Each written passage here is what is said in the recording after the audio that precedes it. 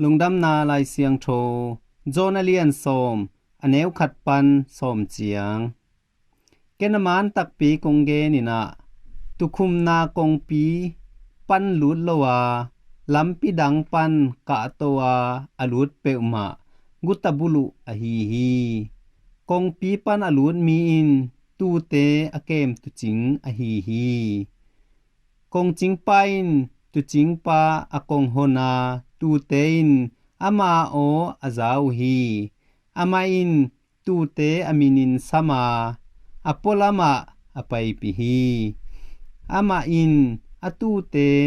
khem peu akha khit chiang in atu te maya mapi in apai hi tu te in ama o theu a hi manin ama nung azuyu hi amau te in midang nung zui lo dinga ama kiang pan atai khedingu hi banghang hiam chi le amau te in midang te o thei lo u hi achi hi jesuin hi gen te na amau te tunga again hangin amau te in akhian na thei lo hi tua hi manin jesuin amau te kianga thu gen ki ka ken aman tak pi kong ge ni na keima in tu te na kong pi ka hi keima a hong pai te khem peu guta te le bulu te a hi zong in tu te in tua te o angai ke u hi keima in kong pi ka hi ke hong to na alut mi peuma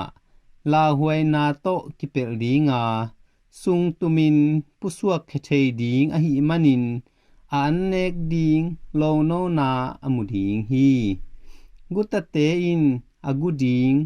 athat ding le asu se ding bekin hong pai u a hi ke ka hi le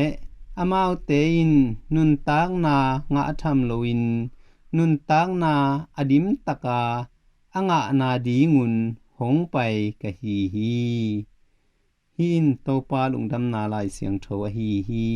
Kristu to pa on tunga phanna om ta hen